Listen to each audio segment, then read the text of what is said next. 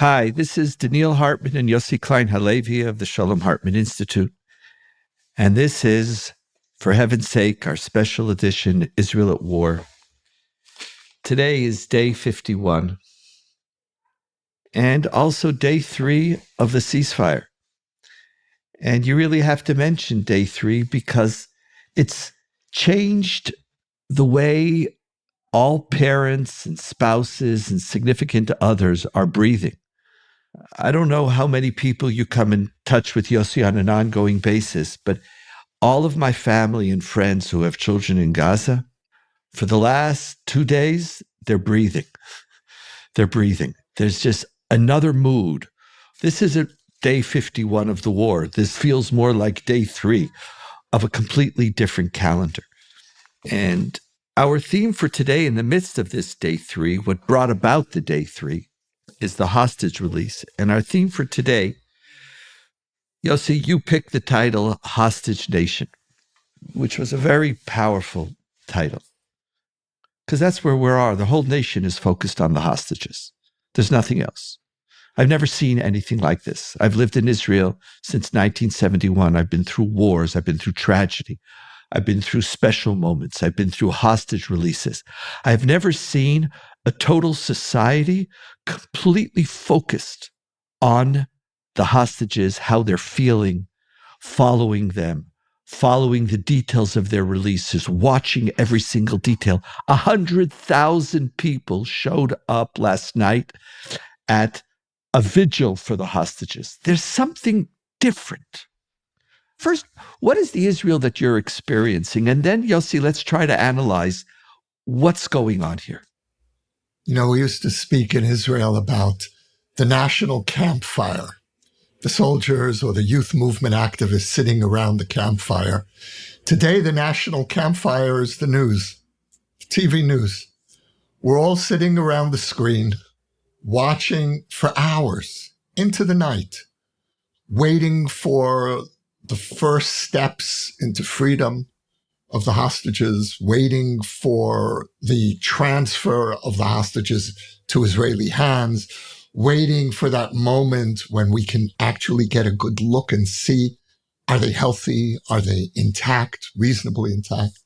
And waiting for that first moment of an embrace with family and friends. There's something, though, strange about spending hours and hours before a screen. And I really felt the strangeness of it last night when there was a 6-hour delay in the release, right? Hamas, for inexplicable reasons, delayed the release of the hostages. And yet we all sat in front of the screen, listening to the anchor and the commentators treading water, trying to fill up the airtime with something to say. It's true, you know. Do you know how many people I know who've sworn themselves off of television? They said, the only way I could get through this war is if I'm going to overcome this addiction. I can't stay on the I can't watch it. Everybody is back to the television. Friday, Shabbos started at 5 to 4. The first hostage release was at 4. And I don't know if you know, in every community, Shabbos is announced 18 minutes before it officially starts. And in Jerusalem, you have another 18 minutes. So everybody's milking out the 18 minutes, the 36 minutes. Could I see a face? Are they in the hands of the Red Cross? Did they move? Where are they? Everybody is thinking about trying to strategize. What TV could I leave on? Who do I know who could update me? There was an intensity that we need to understand. It's an intensity that I experienced. It's an intensity I experienced in my family. When how many people are, what number? Oh, it's only 3 or is it 4? How many children? Why not all 30? This whole process of 13 a day has created a calendar. You know, we are a people of time. We're a people who use time, but this calendar of 4 days, 13 a day or 14, this whole ritual has taken over our society. It's an obsession. It's an intoxication. It's something. Like I see it in myself. It's something. And we have to understand what is going on. This is not like any other moment I have ever experienced in Israeli society. No, it also lacks the celebration with which we greeted previous hostage releases. Think of the release of Gilad Shalit, the Israeli soldier who spent 5 years in Hamas captivity, was exchanged for 1,000 terrorists, and yet we turned that into a national celebration.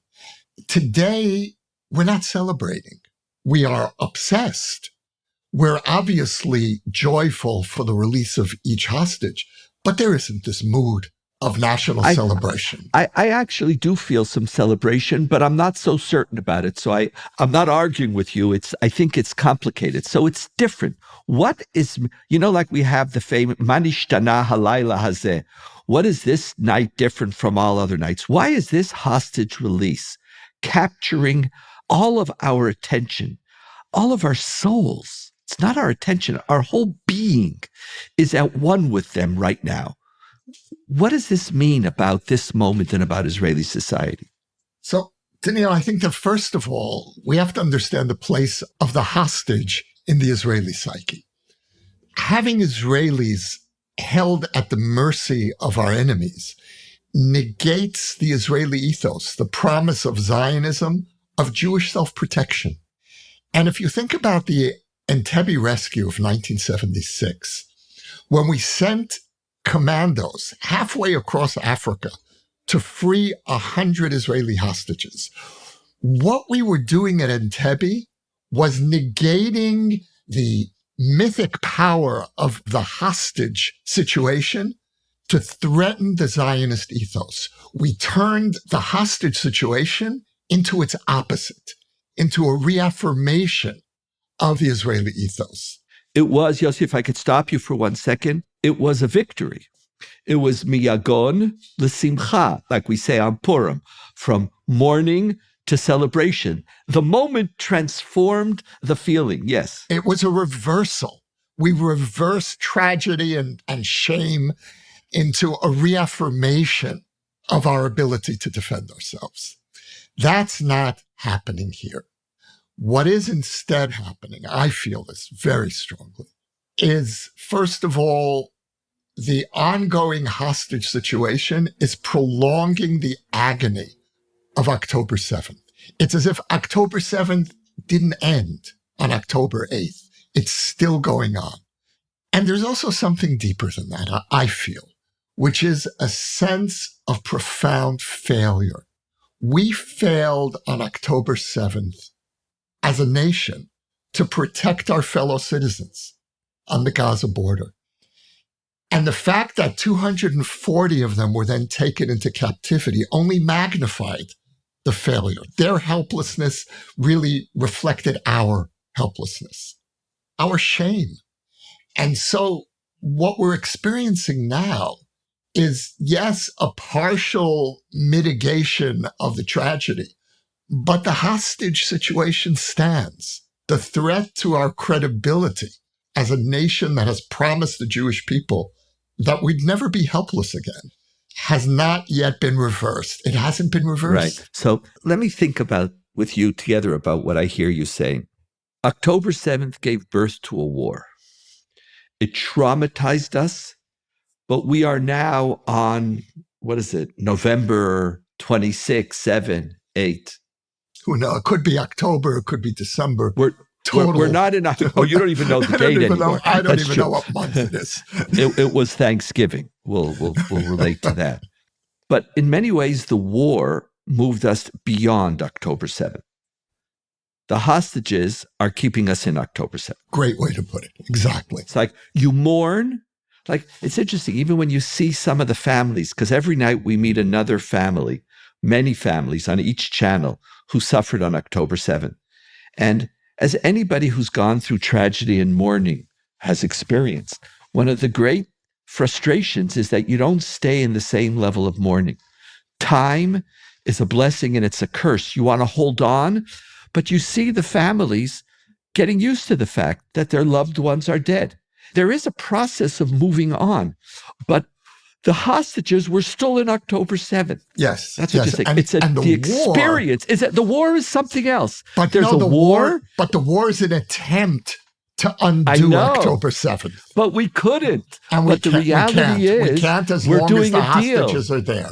No, we're doing a deal. We're not redeeming our captives. So we're telling them the only reason why we're doing it is because we were so powerful and Hamas is scared. We're trying to weave it into a Zionist victory, but it's not.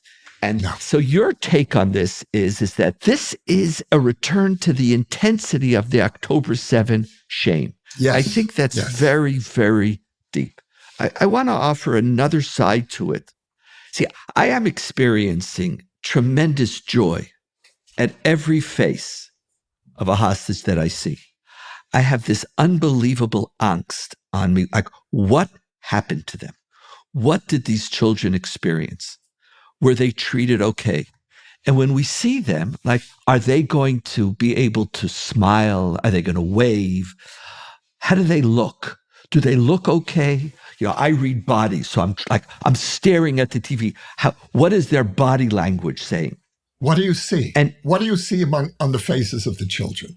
And I see actually normal kids.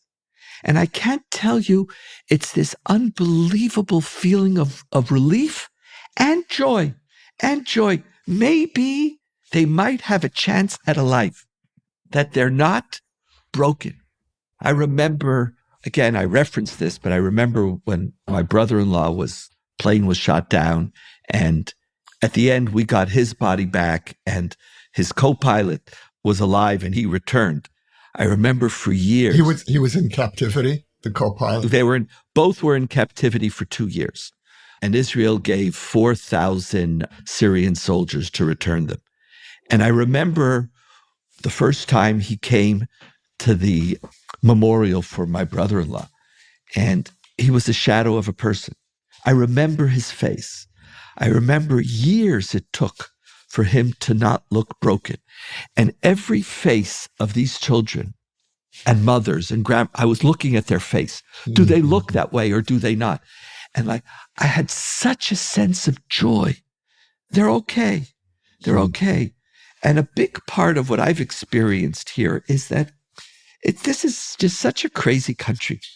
I sometimes I don't know what to do with this country. You love it, you live in it. It just drives you nuts. I think that part of this obsession, this focus, is that these people are our children. This is not the mitzvah. There's a mitzvah of pidyon shvuim.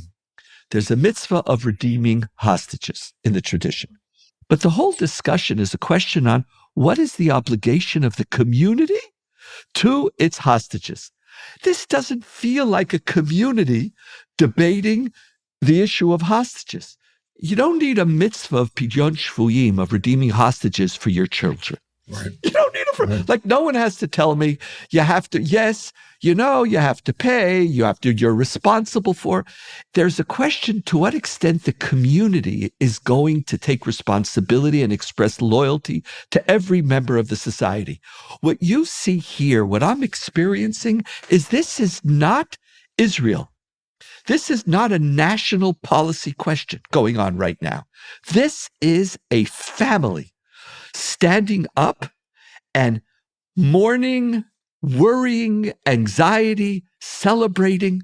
I think it's the fact that there's children here, that these are our children, that it's mothers, these are our mothers, it's grandmothers, it's ours. And it is also in the aftermath of October 7th and all the horrific stories that we heard of barbarism. We didn't know what to expect. This could have been a continuation of that animal behavior. And so we're sitting here. I feel this is a national family, not a community or a political process being unfolded here. I'm not denying what you said, that there is a political sense. No, I wouldn't call it a political sense. I think that there are two aspects of the family response here. The first is, as you say, it's intuitive. There's no thinking. It's simply an embrace of our children. But I also think there's going back to this sense of shame, that something of our family nature was violated on October 7th, that we abandoned these people. And so in the way in which we're embracing the hostages, we're reaffirming the ongoing vitality, the credibility of our family sense. So, but Yossi, let's think for a moment what this means. And by the way, even though I was emphasizing the family, I think all of us have different parts. We're political animals, communal animals, family. It's like there's so many complex, multiple things going on simultaneously. And I think that's absolutely true. But as we look forward, I don't want to get into this conversation here about what Israel's policy should be towards hostages and war. Also, there's debates what we should release. It's just besides the point right now. The country said, of course, we're going to release people. And they tried. A couple of news stations tried to say, oh, this man, you're releasing somebody who's stabbed. It's like they were just like silenced out of the room. Like, don't talk. This is not a political analysis. This is, I'm reclaiming my children. I'm bringing my children home. Just shame on you. Just stop it. And there was no room for any of that. But as we move forward, one of the great difficulties of Israel going to war is that we don't function like a normal people. There's this intensity of feeling going on all the time. Like I said, this is day 3 of the ceasefire. And then Hamas is going to suggest to us day 5 and day 6 and day 7. And I don't see any force in the universe stopping us from taking a day 5, 6, or 7. I don't think we're going to take day 15, but the shifts that it's going to require to be able to continue the war, to go back to the war, is in the context of this family consciousness is not going to be a simple one, Yossi. It's not simple. It's interesting, Donniel. You mentioned earlier about the question of the terrorists. No one is paying attention to the release of terrorists. That's not the issue here. What is the issue, and you do hear this debated in the TV studios and in conversations, is what will ongoing ceasefires mean for our ability to wage an effective war and defeat Hamas. Correct. And that does weigh on us. And what we have here is a clash of 2 Israeli values. There's the value of Pidyon Shvuyim, of redeeming the captive, of maintaining the Israeli family ethos. And there's the value of not allowing a genocidal regime to remain on our border. And the longer the ceasefires go on, the more uneasy many of us are going to be. And the more that these 2 values are going to come into conflict. Or another way of looking at the conflict is the conflict between the collective and the family. Yes. It's not even an ideological one. There's an emotional conflict Or going 2 on. different kinds of collectives. There's the national security collective and there's the family collective. It's just even on an emotional level, because a lot of what, when you mention shame, a lot of the impetus for the war is also, you use the term to enable Israel to reclaim its position as a powerful country that people have to beware of. For without that, we can't survive in the Middle East. But there's also a reclaiming of the shame of the loss. Yes. Not the loss of life, the loss of, like in its own little mini war, October 7th and 8th was a great victory for Hamas. Yes. And so you might even have these 2 conflicting feelings, the shame of the hostages and the shame of the loss, and how they get played out. I so much wish that we had Israeli politicians who could talk this way. Just talk, instead of like dressing up like, blah, blah, blahs, and just saying, we're going to show with these declarations. There's a real conflict going on here, Yossi. You can't belittle it. We're not. It's not a simple one. It's not a simple story.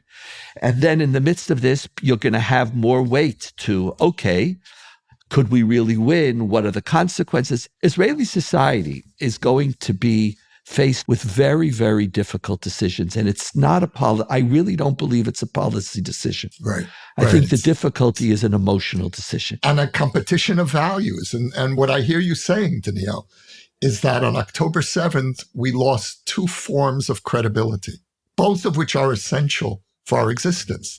One was our military credibility, our deterrence capacity, and the other was the credibility of the Israeli family and our ability to protect each other. And this is what's weighing in the balance now. And so as Yossi and I, we've been trying to communicate to you, it's just a hard time. It's not a complicated time. It's a hard time. It's a hard time emotionally. It's a hard time to make sense of your feelings. It's a hard time to give space for all your different feelings. For the last 2 days, there was a simplicity.